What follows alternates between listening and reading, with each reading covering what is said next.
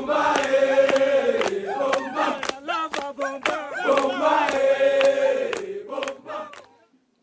I'm Haley. And I'm Ryan. And recently we've had a few people ask us how much did it cost us to summit Mount Kilimanjaro? And the answer is, it depends. Yeah, so it depends on a lot of different things. So it depends on the tour company you take, the flights that you have available to you, the gear that you have, travel insurance you'll need, visas you'll need, as well as medications and immunizations.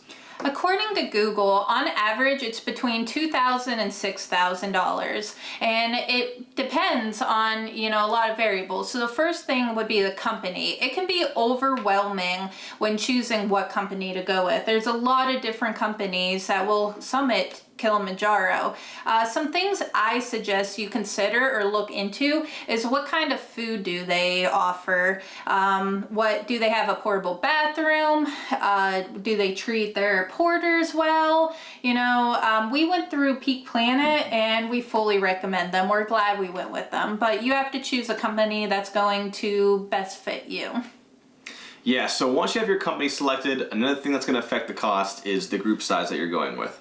So if you go with a big group like we did, then the cost of the trip is going to be distributed amongst all the members of your group. So it may be a little bit cheaper than if you, say, went with just you, a friend, or a spouse, which is like a more of a private group.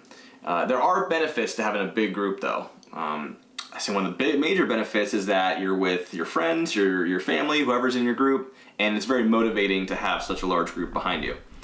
Another thing that we found is that if you're missing gear or you left something behind, you can borrow from the members in your group, whatever you need. We did that a few times and it was really helpful. Yeah. Another thing to consider is the route that you choose. So we chose the La Mosha route, which is an 8-day trek. So a lot of companies, it'll be 10 days, which includes the one day before and the one day after. However, you can arrive a few days earlier, a few days later. So we arrived one day earlier to get more acclimatized. However, we had people in our group go a few days earlier than us and a few days after to do a safari. We were able to squeeze in a one-day safari at the end, which we fully recommend since you're in Tanzania. And then there's shorter routes. A benefit of it also being longer of a route, the La Mosha route, is it has the highest success rate. And that's due to, we're coming from the United States at a lower elevation. So our body is not used to that high altitude. So you want to be climatized, and the more you are on that mountain, the higher success rate. However, there are shorter routes that you could take. Yeah. Another thing you need to budget for is your visa. So when you're traveling to Tanzania, you have to have a visa. You can either apply for it before you get there, you can do it online, or you can get into the line once you arrive on the ground at Kilimanjaro Airport. We highly recommend that you get your visa before you go, because it saves you from waiting in the line at customs once you land. And there will be a lot of people that are going to wait in that line. We saw it. The line to get your visa was quite long, and it already added to like an already long, travel day. The visas are going to be about $50 each, so make sure you budget for that. Yep, and then there's also the insurance. So you will need travel insurance if something were to happen on the mountain, if you had to be life flighted, whatnot. So the company we always go through is World Nomads, and we always get the Explorer plan. And for us, it was about $304, so it's about $152 per person. And there's also vaccines. So this will depend on you, but so you can get your rabies shot. Ryan did not get his rabies shot, but I did get mine because for my insurance, my work insurance, we could get it for free. However, it is pricey. I believe it's around $500 to get a rabies shot, but that all depends on your own insurance. And then also you'll need altitude sickness medicine and stuff like that. So that's another cost variable. Yeah. Tips. So tips are going to be a big part of the trip. That's something you have to plan kind of ahead of time and make sure that you bring enough cash to cover the tips. So the way that tips work, they're usually about $250 to $350 per porter. We ended up tipping each of our porters $400 just because they did such an outstanding job.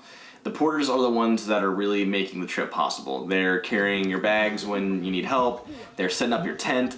They're bringing you food, bringing you water. They're carrying supplies for you, cleaning off your boots and everything. They really do everything, and they're the ones that make it all possible. And they do it week after week after week after week. They're really incredible people, and they get paid by the tour company to do this, but the tips are a big part of their income. So we definitely recommend tipping heavy. It means a lot to them. At the end of your trip, before you leave the park, your head porter is going to bring all the porters out, all the staff, and all the hikers, and they're going to do like a little celebration, kind of like a little party at the end to celebrate, summiting, or hopefully summiting. And they will read off the names of the porters individually and how much each porter is getting tipped. So that's something that is really cool to see. It's fun to see the reactions of them, getting tipped heavy. They love it. It means a lot to them, and it's just kind of a really cool ceremony. So make sure you budget for that. Bring the cash with you so you have it available, and just don't skimp on it, because it means a lot to these people. Yep, and then airfare. So it all depends on where you're from. For us, it costs us $1,347 each for our flight, which can be a little pricey. It all depends on where you're coming from, though, and what time of the year. We hiked in October, so yeah. And lastly is the gear. So the gear can be really, really expensive. As anybody who's gone into hiking knows, hiking gear can get kind of crazy. It's going to depend on how much you already have with you. So if you've already got a lot of equipment with you, this is not going to cost you as much. Just use what you have. For us, we had a few things there, here and there. We've done some big hikes before, but there's a lot of very specialized gear that we had to, go out and get. So like really high quality sleeping bags were important to us. I got a 0 degrees sleeping bag. Haley got a -30 because she hates the cold. High quality wet weather, tops and bottoms, because it's gonna rain a lot up there, and to cut down on the wind, you want to get something good. So we recommend live within your means, within your budget, but try to buy some high quality gear. Patagonia, Arc'teryx, things like that. Solomon, we love those guys.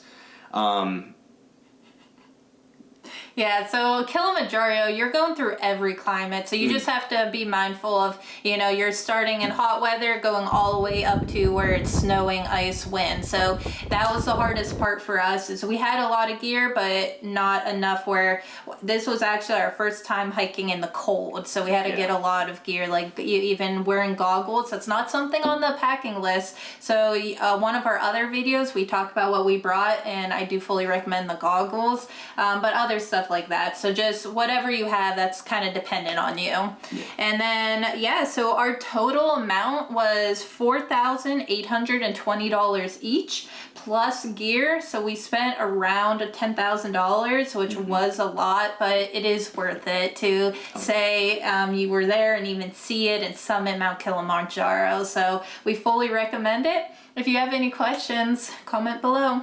Yeah, make sure you like, subscribe. Any questions you got, put them in the comments. We'll try to get back to you guys, and check out some of our other videos on the equipment that we brought and some of the things that we did there. Yeah, thank you.